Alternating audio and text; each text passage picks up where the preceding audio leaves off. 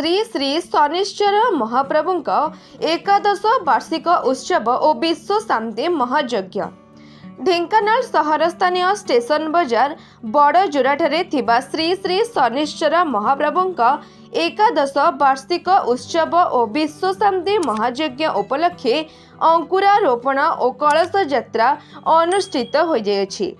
स्थानीय कमगरा घाटठारू पूजार्चना कराଯାई प्राय शताधिक महिला और पुरुष कलश धारण करी संकीर्तन वाद्य द्वारा सहर परिक्रमा करी पीठरे स्थापन करथिले।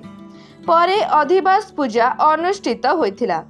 आसंता 19 तारिख रविवार सूर्य पूजा, गुरु पूजा, गो पूजा, साल संस्कार, कलश मंडलादि पूजन, श्री श्री शनि महाप्रभुंकर 16 उपचार पूजा, अग्नि संस्कार और आहुति प्रदान। 20 तारिख सोमवार सूर्य पूजा, गुरु पूजा, गो पूजा, मंडलादि पूजन, श्री श्री शनि महाप्रभुंकर 16 उपचार पूजा, चंडी पाठ, आहुति प्रदान। 21 तारिख मंगलवार सूर्य पूजा, गुरु पूजा, गो पूजा, मंडलादि पूजन, श्री श्री शनि महाप्रभुंकर 16 उपचार पूजा, गीता पाठ और आहुति प्रदान एवं यज्ञ पूर्णाहुति दिवा 4 घटिकारे। प्रत्येक दिवा 1 घटिकारे भक्त मानक पई प्रसाद सेवनर व्यवस्था रही। समस्त कार्यक्रम को मंदिर परिचालना कमिटीर सभ्य वृंद और अंचलवासी सहयोग करथिले।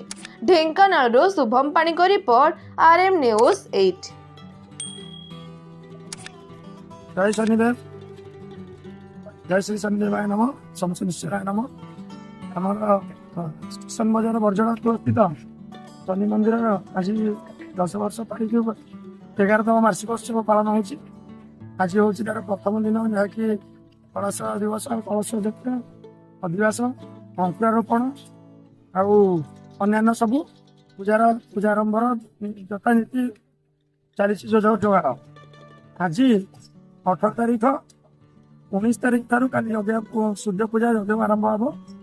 19 तारिख 20 तारिख 21 तारिख 3 दिन धरी यज्ञ, 21 तारिख दिन पूर्णाहुति आउ पवित्र अक्षय तृतीया पूजा 20 तारिख रोचे। 3 दिन जाक बेस समारोह बेस धूमधाम जहाँ सागे प्रसाद सामान बंदोबस्त रही।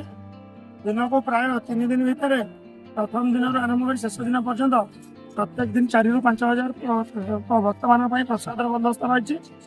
तेणुक समस्त अनुरोध ढेंकानालवासी समस्त अनुरोध आसतु, शनि कृपा लाभ करूँ।